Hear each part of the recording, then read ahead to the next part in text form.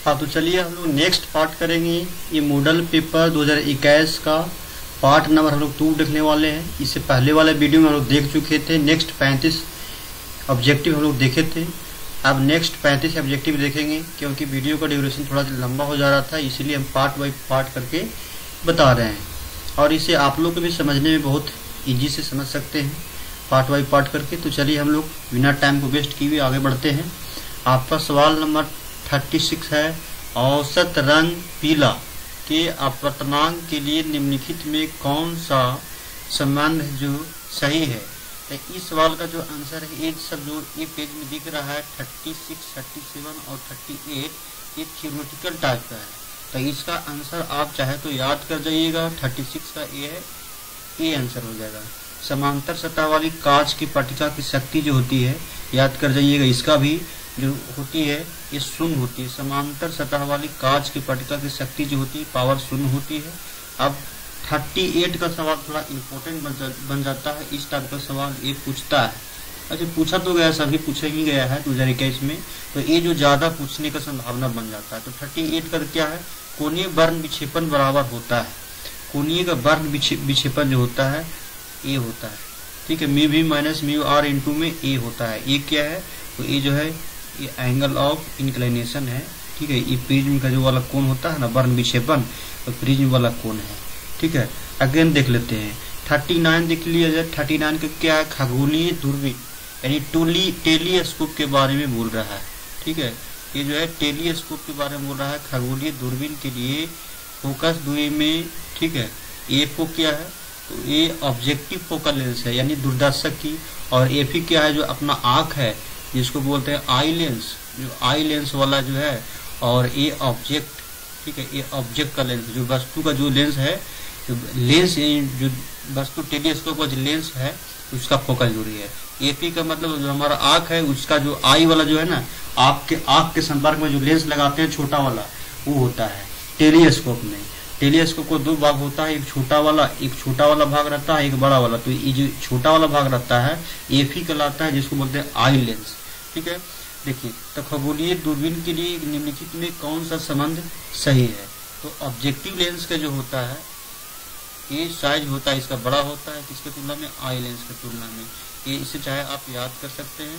तो आपका जो आंसर होगा इस सवाल का answer B is correct answer. Again हम लोग देख लेते हैं, अगेन क्या हवा के लिए अपवर्तनांक क्या होगा। तो अभी जस्ट नहीं, पिछले वाला वीडियो हम लोग देखे थे, पार्ट 1 में ही देख चुके थे। हवा के लिए, एयर के लिए देखे थे। एयर के लिए कितना होता है 1, और यही यदि पानी के लिए पूछेगा तो कितना, ये 80 होता है, 80 होता है। और यही यदि मेटल के लिए पूछेगा यानी धातु के लिए पूछता तो ये इनफाइनाइट हो जाता है। इसका answer C is correct answer. Again देखिए, ये भी सवाल इंपॉर्टेंट बन जाता है। विद्युतीय क्षेत्र में एक आवेशित कण पर, मान लिया जाए कि ये कोई विद्युतीय क्षेत्र है, ये कोई विद्युतीय क्षेत्र है, इसमें कोई कण क्यू रखा हुआ है और विद्युतीय क्षेत्र है, इस पर कितना फोर्स लग रहा है। तो हम लोग इसका फॉर्मूला जानते हैं, F बराबर Q इंटू ई होता है। F बराबर Q इंटू है ई। विद्युत क्षेत्र में एक आवेशित कण पर लगने वाला बल यानी F बराबर, यही तो पूछ रहा है, F बराबर Q इंटू ई होता है। तो इस सवाल का आंसर ये इज करेक्ट आंसर हो जाएगा। अगेन हम लोग देख लेते हैं, अगेन क्या है, प्रकाश वर्ष किस भौतिक राशि का मात्रक है। ये जो है बहुत जबरदस्त सवाल है और बहुत इंपॉर्टेंट है, इस पे थोड़ा विचार कीजिएगा। प्रकाश वर्ष बोले तो प्रकाश वर्ष क्या होता है, लाइट ईयर इसको बोलते हैं। प्रकाश वर्ष को हम बोलते हैं लाइट ईयर। प्रकाश वर्ष जो है किसका मात्रक है, किस भौतिक राशि का मात्रक है। देखिए, सबसे पहले बता दें, प्रकाश वर्ष जो है ये आपका दूरी का मात्रक है। प्रकाश वर्ष किसका मात्रक है, तो ये प्रकाश वर्ष है आपका दूरी का मात्रक है। अच्छा, एक लाइट ईयर यानी एक प्रकाश वर्ष में कितना मीटर होता है, 9.46 × 10⁻15 मीटर होता है। यदि चाहे इस किलोमीटर में लिखिएगा तो 9.46 × 10⁻, यहाँ से 3 हटा दीजिए, कितना किलोमीटर हो गया। तो यहाँ से आप लोगों को याद कर लेना है प्रकाश वर्ष किसका मात्रक है, तो प्रकाश वर्ष दूरी का मात्रक है। और एक लाइट ईयर में 9.46 × 10⁻15 मीटर होता है। और यदि इसे किलोमीटर में बोलेगा तो 12 हो जाएगा। अगेन देख लीजिए, एक सरल सूक्ष्मदर्शी से बना हुआ प्रतिबिंब यानी सिंपल माइक्रोस्कोप जो है, सिंपल माइक्रोस्कोप से कैसा प्रतिबिंब बनता है, तो याद रख लीजिएगा सिंपल माइक्रोस्कोप यानी सिंपल माइक्रोस्कोप सरल सूक्ष्मदर्शी जो होता है, सिंपल माइक्रोस्कोप से जो इमेज बनता है ये बनता है काल्पनिक बनता है और सीधा बनता है, काल्पनिक बनता है और सीधा बनता है। तो इसका answer A is correct answer हो जाएगा। अगेन देख लिया जाए, अगेन आपका सवाल क्या है अगेन। अच्छा, इसका जो आवर्धन यदि पूछेगा, सिंपल माइक्रोस्कोप का यदि आवर्धन पूछेगा, m बराबर 1/d/f होता है, 1/d/f होता है। इसको भी चाहे तो आप याद कर सकते हैं। अगेन देख लेते हैं 45 का क्या है, उत्तल लेंस द्वारा, ठीक है, उत्तल लेंस द्वारा दृष्टि दोष दूर किया जाता है। बहुत इंपॉर्टेंट, उत्तल लेंस द्वारा किस प्रकार के आंख में उत्पन्न दृष्टि दोष किया जाता है, तो उत्तल लेंस जो है यहाँ देखिए उत्तल लेंस में हम दूर दृष्टि दोष दूर करते हैं। निकट दृष्टि दोष वाला क्या लेंस, कौन सा लेंस लगाते हैं, तो निकट वाला रहेगा तो ये आपतल लगाते हैं। निकट दृष्टि दोष के लिए आपतल लेंस का उपचार करते हैं। दूर दृष्टि दोष यदि व्यक्ति को रहेगा तो हम लगाएंगे उत्तल लेंस का उपयोग करेंगे, ठीक है। आप बिंदु कथा क्या होता है, इसमें जो होता है बेलनाकार, यहाँ पर कंफ्यूजन हो सकता है, थोड़ा देख लीजिएगा, ये बेलनाकार लेंस का इसमें उपयोग करते हैं। अच्छा, इसके लिए वर्ण विक्षेपण क्षमता के लिए निम्नलिखित में कौन सा संबंध सही है, तो इस सवाल का जो आंसर आपका क्या होगा, दूरदृष्टि दोष के लिए ये उत्तल वाला होगा। वर्ण विक्षेपण क्षमता के लिए निम्नलिखित में कौन सा संबंध सही है, ये थोड़ा सा थ्योरेटिकल टाइप का बन जाता है, तो इसका भी आप चाहे तो याद कर सकते हैं। इसका ए इज करेक्ट आंसर होगा। अगेन देख लेते हैं, अगेन आपका सवाल क्या है, अगेन आपका सवाल है बढ़ गया क्या, देखिए 47 निर्वात में प्रकाश की चाल सी है, निर्वात में प्रकाश की चाल कितना सी है, और कांच में प्रकाश की, कांच का अपवर्तनांक दिया है, कांच का अपवर्तनांक कितना दिया है, 3/2 दिया हुआ है, 3/2 दिया हुआ है। तो पूछ रहा है कि इसका मान क्या होगा, इसका जो मान होगा क्या होगा। सबसे पहले देखा जाए तो निर्वात में प्रकाश की चाल, कांच के लिए अपवर्तनांक दिया है म्यू, चाहे एन से भी हम डिनोट करते हैं। अच्छा, म्यू जी का वैल्यू देखिए, अपवर्तनांक का डिफिनेशन क्या जानते हैं, निर्वात में प्रकाश की चाल और किसी माध्यम में, तो माध्यम क्या है, ग्लास है, इसमें ग्लास में चाल दिया हुआ है और इसका चाल निर्वात में सी दिया हुआ है, तो इसके लिए इसका वैल्यू पूछ रहा है, तो सी का वैल्यू रख दीजिए। और यहाँ पर देखिए म्यू, ठीक है, कांच में प्रकाश का, या म्यू का अपवर्तनांक दिया हुआ है, तो हाँ यह जो आपका है म्यू का अपवर्तनांक दिया हुआ है, म्यू का वैल्यू कितना दिया हुआ है, यहाँ 3/2 दिया हुआ है।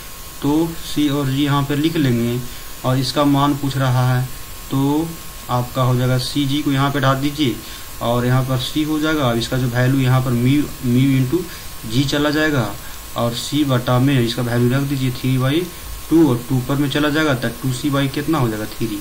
तो इस सवाल का answer 2c/3 B is correct answer हो गया।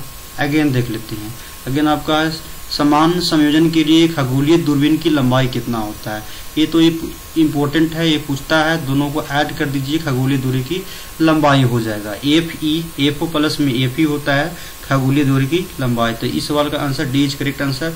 ये बहुत ज्यादा पूछता है, ये इंपॉर्टेंट है, इसको लगा लीजिएगा इंपॉर्टेंट। देखिए, एक स्वस्थ व्यक्ति के लिए, ठीक है, आंख के लिए लेंस की फोकस दूरी कितना होना चाहिए, यानी एक स्वस्थ मनुष्य के लिए जो देखने के लिए जो मिनिमम लंबाई होना चाहिए स्वस्थ आंख के लिए, जो 25 सेंटीमीटर होना चाहिए। मीटर सेंटीमीटर में है, मीटर मत मारिएगा। तो इस सवाल का answer C is correct answer. Again देख लेते हैं, टी समय तक आई धारा प्रवाह के कारण आर प्रतिरोध वाले चालक में उत्पन्न ऊष्मा। तो इसमें देखिए क्या कह रहा है, मान लिया जाए कि ये कोई चालक है, मान लेते हैं यहाँ पर कोई एक चालक है, ये कोई चालक है, ठीक है, यहाँ पर आपका एक चालक बना लेते हैं, ये कोई आपका चालक है, ठीक है, ये कोई चालक है और इस चालक में हम, इस चालक में क्या कर रहे हैं, हम धारा प्रवाहित कर रहे हैं, ठीक है। यहाँ पे से जो है आपका ये बैटरी लगा हुआ है, बड़ा छोटा सा है, यहाँ से चालक में धारा प्रवाहित कर रहे हैं और कितना समय तक कर रहे हैं भाई, तो टी समय तक कर रहे हैं। और इसमें जो धारा फ्लो हो रहा है आई हो रहा है और इस चालक का जो प्रतिरोध कितना है आर है।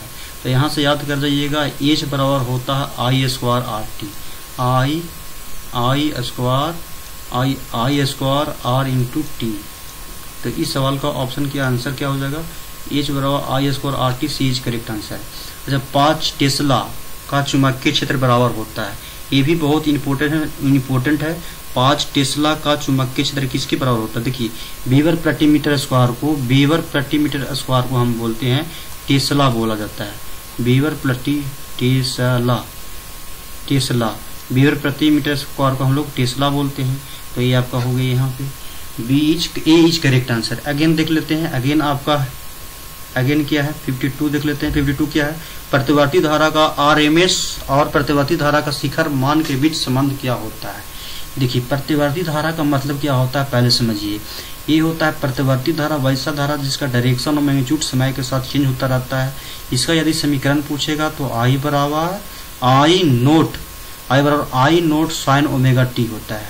यदि यहाँ से ई बराबर पूछेगा, वोल्टेज के टर्म में पूछेगा तो ई बराबर ई नोट साइन ओमेगा टी होता है।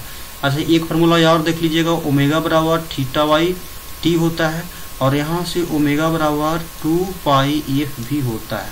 यहाँ से एक और पूछेगा एक्स एल बराबर, तो एक्स एल बराबर ओमेगा इंटू एल भारतीय प्रतिघात होता है और एक्स ई बराबर 1 बटा ओमेगा इंटू एल। जो भी फार्मूला पूछेगा हम लोग यूज करेंगे। अच्छा एक और देख लीजिएगा IRMS धारा का वर्ग माध्य मूल मान, इसको हम प्रूफ भी किए हैं चैनल पर, यदि आप लोग देखना चाहे तो इसे देख सकते हैं। IRMS बराबर आई नोट अपॉन में √2 होता है और IRMS क्या होता है? यही होता है प्रतिवर्ती धारा का वर्ग माध्य मूल मान और ये प्रतिवर्ती धारा का शिखर मान यानी आई नोट। इसके भी संबंध क्या होता है? देखिए ऐसा रिलेशन तो दिया नहीं है, ऐसा रिलेशन नहीं दिया है तो यहाँ से IRMS और बटा में इसको आई नोट कर देंगे तो क्या बचेगा 1/√2 बचेगा और 1/2 को कैलकुलेट कीजिएगा तो 0.707 इंटू आई नोट। चाहे तो हम लोग यहाँ से भी लिख सकते हैं 0.707 इंटू आई नोट। तो इस सवाल का answer C is correct answer. ये सब ऑब्जेक्टिव है, याद कर जाइएगा। देखिए ये ऑब्जेक्टिव है, ये सब ऑब्जेक्टिव ही है, सब फॉर्मूला ही है, याद कर जाइएगा।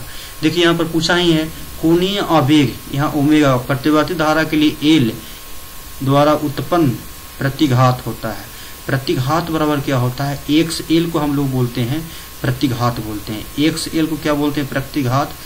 एक्स एल को प्रतिघात। अच्छा एक्सेल का मतलब क्या होता है थोड़ा समझिएगा। एक्सेल का मतलब होता है मान लिया जाए कोई एसी परिपथ है और इस एसी परिपथ में हमने कुंडली लगाया, ठीक है, इंडक्टर हम इसमें लगाते हैं एसी परिपथ में। सॉरी यहाँ पर बैटरी क्यों लगा रहे हैं? एसी से कनेक्ट कर रहे हैं तो यहाँ एसी लिखेंगे, एसी है सोर्स है। अब इसमें क्या होगा एक्सएल जो है धारा के मार्ग में ये जो है ये विरोध करता है, यहाँ से धारा प्रवाहित होता है, ये तो एक्सएल क्या करता है धारा के मार्ग में विरोध करता है, तो इसीलिए प्रतिघात कहलाता है। प्रतिघात equal to omega into L होता है। तो यहाँ से इस सवाल का answer B is correct answer. हम अभी जस्ट बताए XL equal to omega into L, यही एक्ससी बोलता तो यहाँ कैपेसिटर लगाते। अगेन देख रहे हैं सवाल क्या है, शक्ति गुणांक के लिए निम्नलिखित में कौन सा संबंध सही है? शक्ति गुणांक का मतलब देखिए, शक्ति गुणांक का फॉर्मूला होता है, इसको बोलते हैं पावर फैक्टर। शक्ति गुणांक हम क्या बोलते हैं? पावर फैक्टर बोला जाता है, ठीक है, पावर फैक्टर। और इसको डिनोट करते हैं पी से, और पी बराबर होता है VRMS और IRMS into cos phi. VRMS into cos phi, इस रूप में होता है इसका शक्ति गुणांक। तो इसमें जो भी देखना है देख सकते हैं। शक्ति गुणांक को हम क्या लिख सकते हैं? शक्ति गुणांक यही तो पावर फैक्टर कॉस फाई, तो कॉस फाई बराबर हम लिख सकते हैं P बराबर V इंटू आई लिख सकते हैं। यहाँ पर VRMS और ये होगा IRMS, ये हो जाएगा। तो आप लोग देख सकते हैं शक्ति गुणांक का हो जाएगा आपका शक्ति गुणांक बराबर आभासी मध्य शक्ति, यही तो है आभासी मध्य शक्ति बटा में माध्य शक्ति। तो इस सवाल का आंसर जो हो जाएगा सी इज करेक्ट आंसर हो जाएगा। अगेन देखिए कार्बन प्रतिरोध के हरे रंग का कलर कोड, ये तो बहुत ही बार बताए हैं, ऐसे करके बताए हैं। वीवी राय ऑफ फिर भी देख लिया जाए, मेरा काम है बताना। वीवी राय of great GRET great Britain has very good wife, last बार बता रहे हैं, ठीक है, इसको देख लीजिएगा। बी का मतलब होता है ब्राउन या ब्लैक, ब्लैक ही चलिए, black, brown, red, orange, yellow. अब इसको हेल्पिंग वर्ब वाला को काट दीजिए, यहाँ से इसको भी काट दीजिए। और जी से यहाँ पर हो गया, ये जी से लेंगे हम क्या लेंगे, जी से ग्रीन लेंगे, ठीक है, हाँ जी से ग्रीन लेंगे, और यहाँ से बी से ब्लू लेंगे, और ए यहाँ से वी से वायलेट लेंगे, और जी से हम क्या ग्रे कलर लेंगे, और यहाँ से वाई डब्ल्यू से लेंगे वाइट कलर। तो किसका पूछ रहा, और जीरो से स्टार्ट करेंगे, यहाँ से जीरो हो गया, एक हो गया, दो हो गया, तीन हो गया, चार हो गया, पाँच हो गया, छः हो गया, यहाँ पर होगा 7, यहाँ पर होगा 8, यहाँ पर 9। आप चाहे तो लिख सकते हैं, देखिए फिर से बोल दे रहे हैं, ये हो गया ब्राउन, ये हो गया ब्लैक। इसमें थोड़ा सा कंफ्यूजन देख सकते हैं, ब्राउन, ब्लैक, रेड है, ऑरेंज है, येलो है, जी का मतलब ग्रीन है, तो ग्रीन रंग, ग्रीन मैंने हरा रंग का पूछ रहा था, कितना होगा 5 हो जाएगा। आप पूछेगा बी से क्या हो जाएगा ब्लू, तो ब्लू का पूछेगा 6, बी से वायलेट, वायलेट का कितना 7, और जी से ग्रे कलर, ग्रे का कितना हो जाएगा 8, और व्हाइट का कितना हो जाएगा 9। इस तरह से हम लोग याद कर सकते हैं।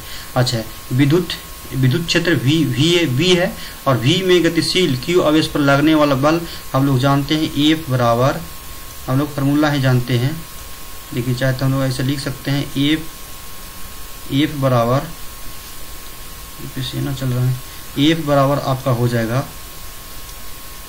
सॉरी माफ कीजिएगा, थोड़ा देख लेते हैं क्या हो गया। एफ बराबर जो होता है वी भी साइन थीटा होता है।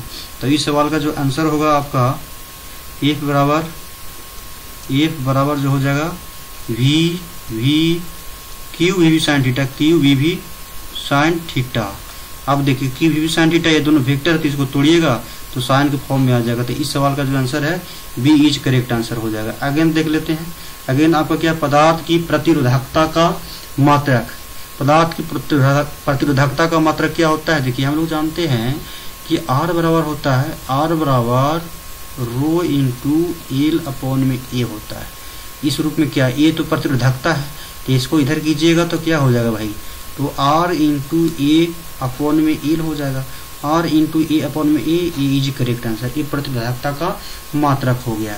अच्छा, इसका जो है यूनिट देखिएगा, R का क्या होता है, ओम होता है, और एरिया है तो मीटर स्क्वायर, और नीचे लेंथ है तो मीटर स्क्वायर, 1 मीटर से 1 मीटर कैंसिल होगा। तो इस सवाल का आंसर क्या होगा, ओम इंटू मीटर, इसका हो जाएगा SI यूनिट, SI इंटू जो है प्रतिरोधकता का SI यूनिट ओम मीटर हो जाता है। विभव प्रबलता क्या होता है, विभव प्रबलता को E बराबर, ये हम रिलेशन जानते हैं, माइनस dV अपॉन में dx होता था, dV अपॉन में dx, C is correct answer. Again थोड़ा देख लेते हैं क्या है, Q इक्वल टू एनी में कौन सा मान संभव नहीं है, तो आवेश का क्वांटीकरण में दिया गया है Q equal to plus minus n में, इसको बोलते हैं आवेश का क्वांटीकरण। और एन का मान हमेशा इंटीजर आना चाहिए, यानी गिनती की संख्या वाला आना चाहिए, 0, 1, 2, 3, यानी पॉइंट में नहीं आना चाहिए। तो पॉइंट में यही तो है, तो ये मान संभव नहीं है। तो इस सवाल का answer C is correct answer. ठीक है, समांतर पट्टिका 2 है, ठीक है, समांतर प्लेट संधारित्र है, और इसका पूछ रहा है धारिता। तो समांतर प्लेट संधारित्र की धारिता बराबर ए इंटू एप्सिलॉन नॉट अपॉन में डी होता है। ऐसा है कहीं, ए इंटू एप्सिलॉन नॉट अपॉन में डी। सी बराबर होता है, याद कर जाइएगा, ए इंटू एप्सिलॉन नॉट अपॉन में D, A is correct answer. ये समांतर प्लेट संधारित्र की धारिता का फॉर्मूला होता है। और डी क्या है, तो दो प्लेटों के बीच का ये डिस्टेंस है, और इस ए क्या है, इस दोनों प्लेट का एरिया है, और एप्सिलॉन नॉट क्या है, इस माध्यम का परमिटिविटी, परावर्तितांक जिसको बोलते हैं। अगेन देख लिया जाए, विद्युत परिपथ की शक्ति बहुत इंपॉर्टेंट।